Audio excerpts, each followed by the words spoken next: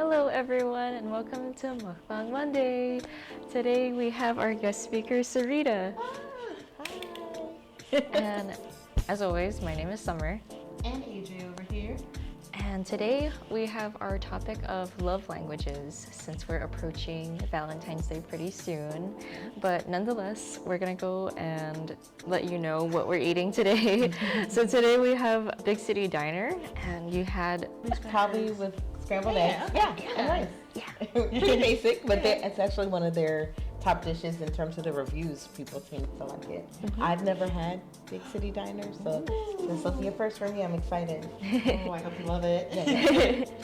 And then we have our kimchi fried rice over here. I'm excited. Love this noodle salad. There you go. Exciting! So we're gonna go ahead and get started.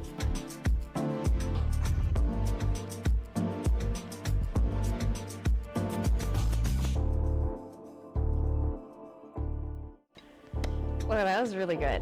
I know we're still eating, but we're gonna continue talking while we're eating. That's what a mukbang is. And so, Syreeta, would you like to say more about your work here at Leeward? Sure, especially now that my mouth isn't full. I am Syreeta Washington. I'm an assistant professor in our counseling unit.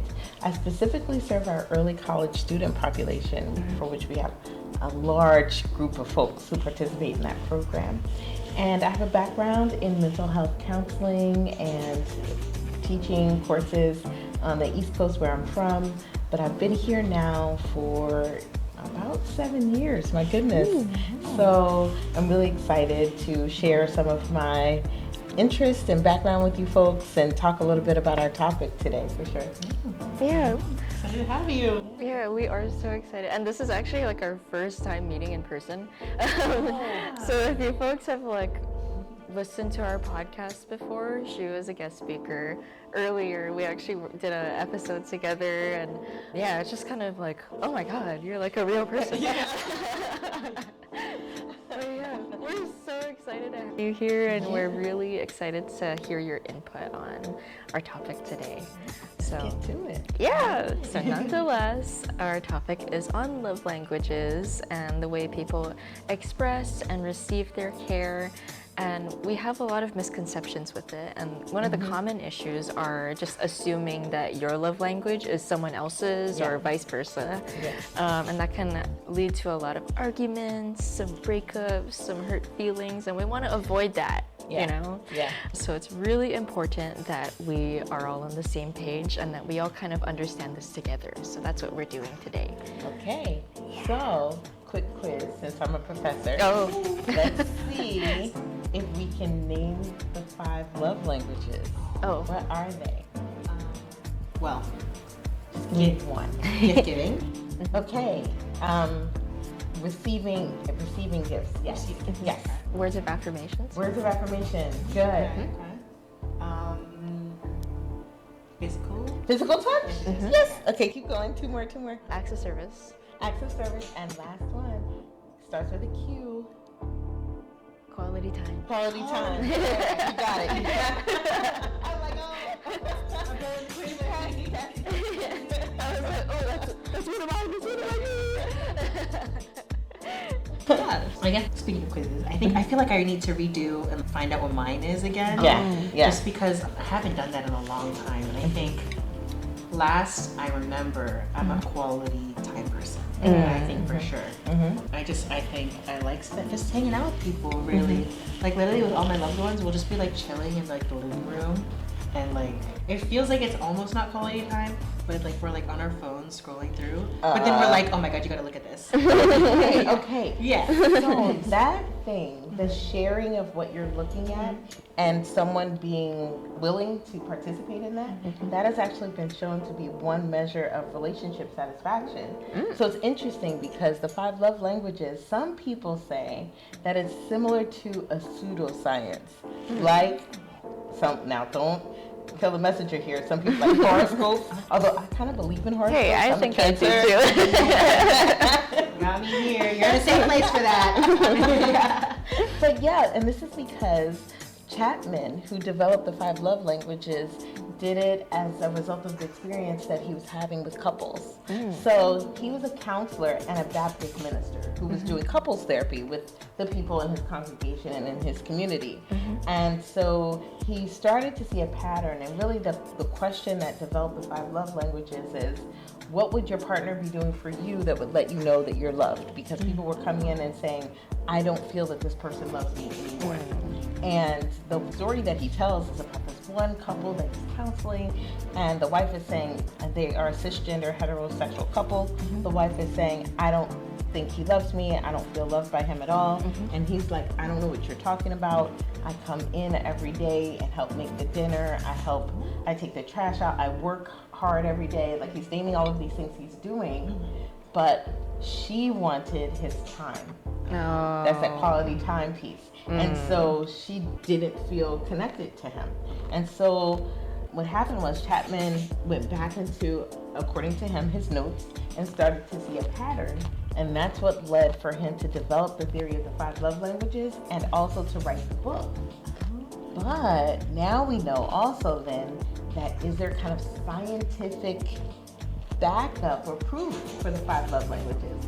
Or is it more like a really accurate BuzzFeed quiz? So like how valid is it? And so there's some debate about that. Folks are starting to kind of research it a little bit, and even Hinge conducted their own study. It's not psychological, but the Hinge app actually has as part of their algorithm, like you say what your love language is in the app. And you know, there's things that they found out. They found out, of course, that like the primary love language for men on the app is physical touch. The primary love language for cisgendered women on the app is words of affirmation. But you know, over and over again, they're kind of looking at the research to see, is this something that is valid or true? So there's some question as to how much weight we should really be putting into the love languages. And ultimately what we find is that most people want a little bit of all of that, although you might have a primary one that you're kind of drawn to. Is that your experience? No, totally. Oh my God, like your teaching moment, of course. Foremost. I'm just here like, wow. No, I feel like I should be taking notes from it because that was amazing. I'm like, now I want to check out the book and look into history. But it's all anecdotal. It's not based on any real, it's not based on study, I'll say that.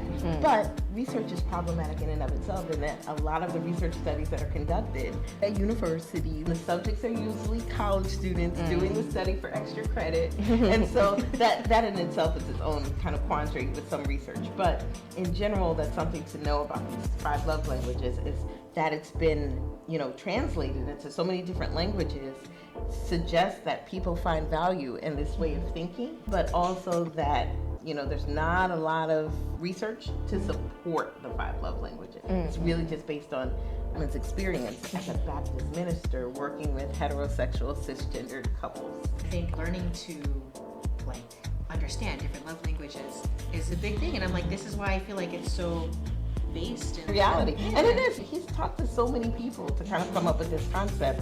And so ultimately, I think, you know, with my therapeutic hat on, I would use this as a therapeutic tool, right? Not a framework for which to work with my couples, but definitely a conversation starter. You knowing what love looks like to you is an important thing. So many people don't have that concept. What is someone doing that lets you know that you are loved and cared for in your world? And so I think you make a good point. You know, if there's a mismatch, then that's an important conversation to be had. And I think it's also important because my love language, I guess like my number one is quality time, and then my second one, which is like very, very close together. Because I did this recently just to like refresh and see like, did it change or anything? But it's still the same. And so my top 3 would be quality time, words of affirmations. I love knowing that, you know, I'm reassured and, you know, that you love me. And then my last one is physical touch, because I'm lovey-dovey and I like but like, that's not to say that I don't completely like, you know, acts of service or gift giving. And I think it's also important to note that, like, at least for myself, those are my top 3, right? But when it comes to other people, they might have like, acts of service is their number one or whatever. And like, I'll take that into account, and then I won't let that get lost in translation. I will do those things as if it's, like my number one to give, because I want to make sure that they feel seen and loved and cared for and appreciated. And so like, if that were the case, which, it's acts of service is like my last one, but like I'll do that as if I understand it. And like if I'm unclear about it, then I'll ask them like, is there anything that you'd like me to do, or is there anything you don't like doing that I could do? And so like I'll ask them like, fill in the puka. I know you love me if you did the dishes. Thank you so much. Like, do you like cleaning the toilet more, or do you like mopping the floors? Like, let me know. Like, whatever you hate more, I will do. You're welcome. I think sometimes for some folks it's hard if they feel resentment for having to perform in a love language that doesn't feel authentic to them. So if my partner's love language is gift giving, but mine is quality time, then I have to think about what would be the compromise so that it feels authentic to me. Because if you're constantly trying to fill up someone's cup with a love language that doesn't feel right to you, you can end up feeling resentful behind it too, which can lead to more problems in a relationship. And so I would think the best compromise in that situation would be to give a gift that allows for us to spend quality time. Like, going to see a show at the Blaisdell or something like that. That's very smart. We're spending time together, but I'm also, here you go, here's some tickets. So that kind of thing. Because that's the idea, is to think about and ensure, I'm showing you that I care for you, that I love for you. Hopefully you're receiving it in a way that demonstrates that. So for me, for example, giving me flowers would be nice, but it's not like my love language. Showing that you are taking care of me and that you care about my well-being, so like giving me, I don't know, a gift card to a spa, now that is, that would be nice. You care about my well-being, right? And so I think sometimes when we don't see that coming from our partners, when they're not using our love language, I think it's oftentimes because they're just struggling with how to do it and like how to make it feel real to them and authentic to them and not forcing it, kind of thing. Yeah. Wait, sorry, what was your love language? So interesting, I didn't say what my love language was because my love language is all of them. So there's some people that argue that there's even some outside of the 5, and I'll give an example of that in just a little bit. But for me, I guess, and again, going back to the research that kind of supports that, there might be some that are more dominant in certain situations than others. However, words of affirmation, or call it positive reinforcement, because I'm in psychology, I'm, the positive reinforcement all the way. I will ring the bell. I think that's Pavlov, but we get that, right? So just, tell me that I've done a good job, or that you value my contribution to the relationship. So much about like, just constantly giving you compliments. That's not what you want. You just want the other person to see how hard you're working, or what you're doing, or see your value, and to let you know that they see it. A lot of times in relationships, our partners know this stuff about us, and they're even grateful for what we've done, or what we've said, or how we've contributed to the relationship, but they never tell us. It stays in their head. And so for someone like me who needs to hear it, I need to know, hey, I really appreciate that you did this and that, or you're doing such a great job. I see how hard you're working, to meet all the needs of your students, and I just want you to know I see that. It's nice when your partner recognizes your successes. And actually, research supports that relationships where the partner recognizes the other person's success and celebrates it are much more likely to maintain and have longevity than relationships where your partner doesn't celebrate your success. So little things like that. So I'm all 5. I'm quality time. I'm acts of service and gift giving and physical touch. And physical touch doesn't always mean something intimate and sexual. Physical touch could mean being playful and dancing around in the kitchen together while you're cooking food, right? It could be other things. It doesn't always have to be it doesn't have to go to intimacy right away. So it could, for me, it's, stroking my forehead at night before I go to bed. That's so nice. That's so sweet. I'm like a little cat. I like the cat. I like that too. But that's physical touch. It doesn't always have to be, what people think it is. And so, speaking of which, I think also it's finding out what is special to your partner and what that looks like with that person. So again, for me, with my hair texture, it has to stay moisturized.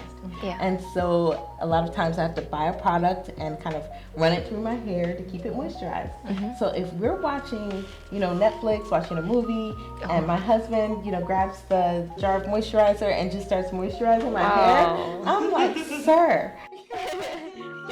Marriage again. This is why we've been together for 30 years. So, to me, that is a love language. It's not an act of service. To me, that's something deeper than that. That's taking care of me in a way that I feel taken care of. So, yeah, that's what makes it tricky, is that a lot of people are all five. Just at all five at different times, maybe. And so it's tuning into what your partner needs in this moment. Do I need you to help me study for my exam because I'm stressing out?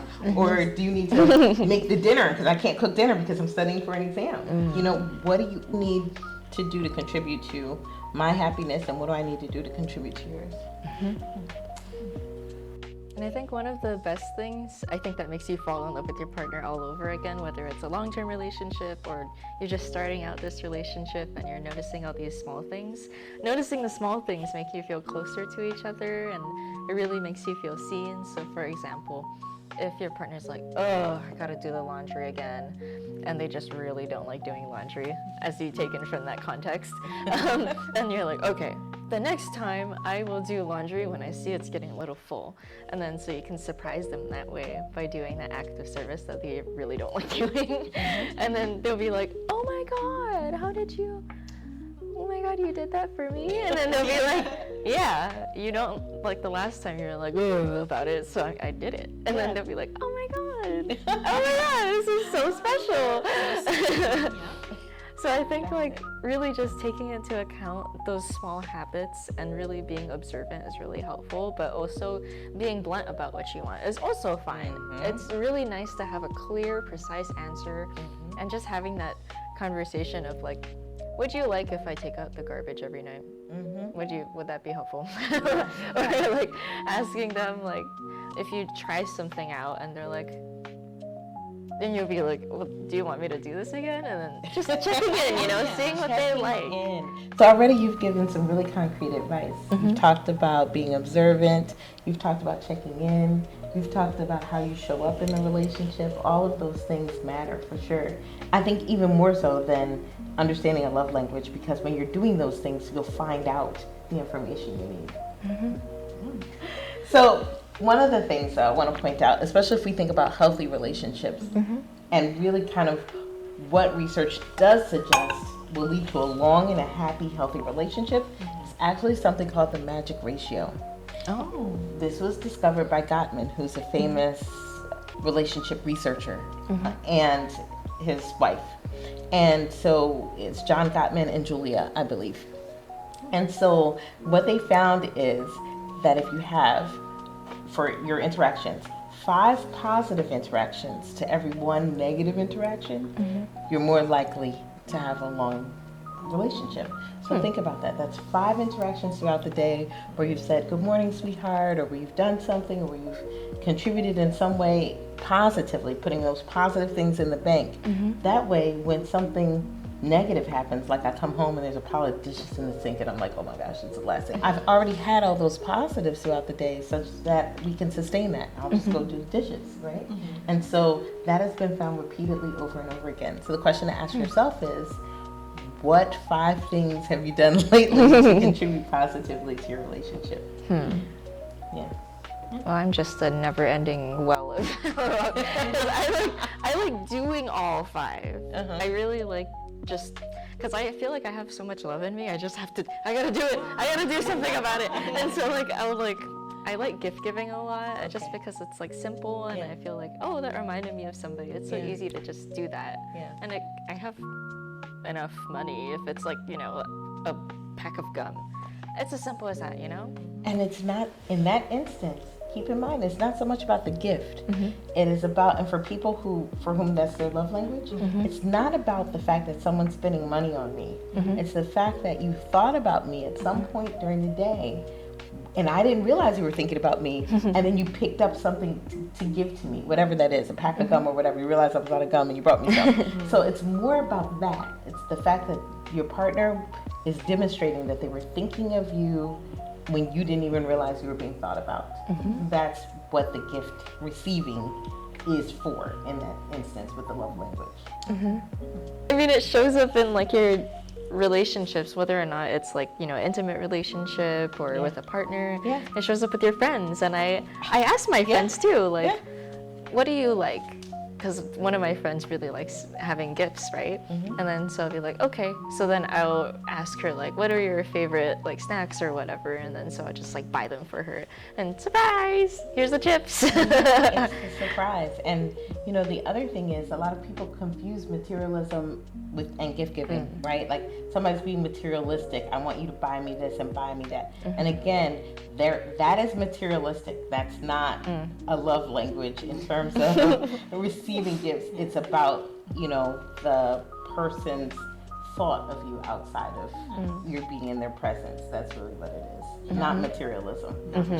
Yeah, but that's good to have the difference, you know, between the materialism and the gift giving, because I think when we're addressing the love languages, I feel like a big factor that we're also gonna have to consider, you know, to a very different side, is when it's, I guess, misinterpreted or maybe even taken to a very bad level, you know, like we just said, unhealthy. Yeah, the unhealthy versions of these love languages, where the materialism, I feel like, just looking at like the two sides of things, where gift giving, like we said, is addressing that, I thought of you, here's this thing, but materialism is, it's like, give me this product. Or the person giving could be utilizing it to manipulate the person in the relationship. So it could be used in a way that isn't healthy or that could be toxic. Manipulating by constantly giving you gifts. And then when you get on my nerves, I don't give you anything. Now I'm withholding. And so knowing someone's love language and then withholding that can also be kind of a unhealthy control mechanism in a relationship as well. Yeah. And I think that goes for all the love languages, right? Like using it as a form of punishment. So for example, if somebody's love language is quality time, you could just be like, no, I don't have time for you this week. And just because like they don't want to see you, and you know how that means to you, that you want to spend time with them and they just keep telling you no, and they're withholding that little, you know, nook and cranny of like what you need, and they're like, oh my God, please. Like, and so it can feel starving and it can feel dismissive, you know? Yeah, and it's unique to every relationship. You could be starving me of quality time in the same room with me. If you decide that you want to start scrolling on your phone while we're supposed to be hanging out, now you've mentioned the circumstance in which it's healthy, where everybody's together and then you're showing and you're saying, hey, look at what this cute puppy video I just found, right? Remind me to send you the cat video I found. Okay, so, but if you know that I desire connection and you being on your phone, scrolling, you know, the whole time we're together doesn't demonstrate that, then you're deliberately withholding quality time with me in a way that's manipulative, because we are together and that person can say, what do you mean? I'm sitting right next to you. But are we really together intentionally? Are you paying attention to me? No.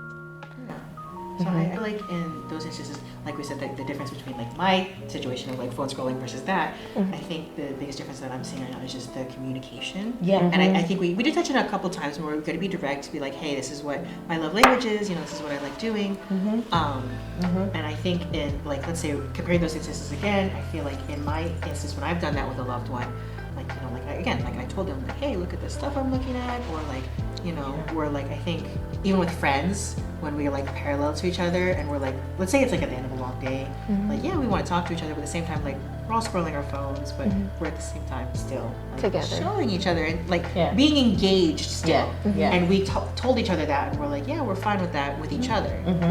However, then the breakdown is that I'm again noticing is that if used in a negative way, where you're like, oh, hey, do you want to like scenario? Hey, do you want to come hang out, or can I come over to hang out? And like, yeah, sure.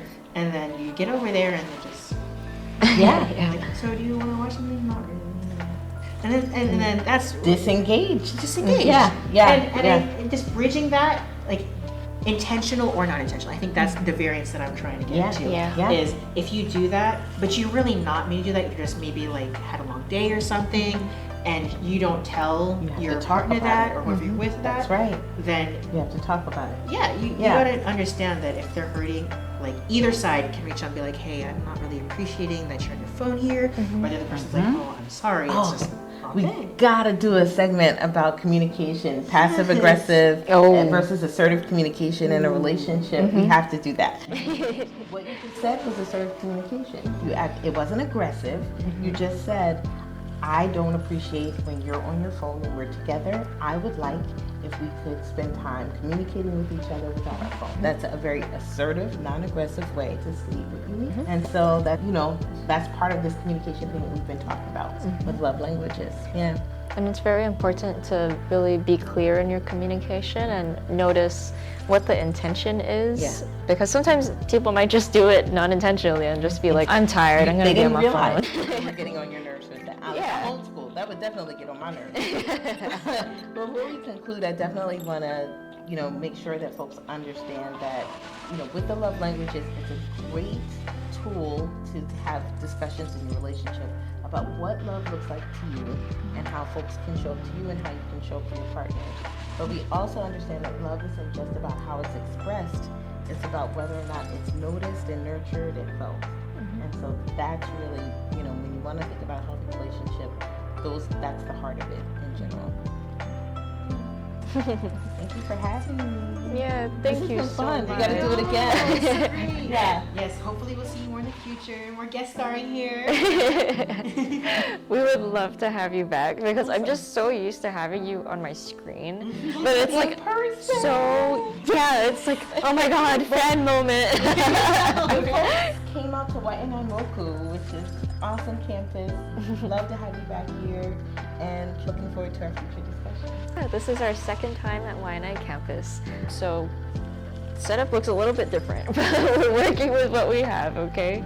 And so before we sign off, we just want to say thank you to Big City Diner. Food was fantastic. I think, oh my god, the food is probably like a 9 out of 10 for me. I think if I had an egg on it, it would be so good.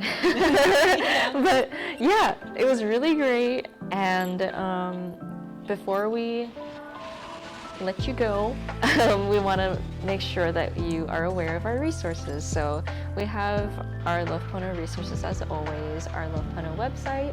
You can find that in our link on our bio in Instagram at Love Pono. We also have our YouTube link there as well where you can watch this, or if you can listen to it on Spotify because we'll also be uploading there. And we also have Bright Sky. Bright Sky has funded our meals for this entire series. We're so grateful for Bright Sky. Bright Sky is a domestic violence awareness app of like community resources. So if you have a friend or you need it, or you just want to like see what it looks like, it's free. It disguises itself really, really cool. I really love that feature just for the fact of safety, and you can play around with it, see what's on there. And if you know someone that can need it, then that's even better. That's pretty much it from us at Love Pono. So this has been Summer, AJ. And Syreeta. Okay. Goodbye, everyone. See you next time. Okay.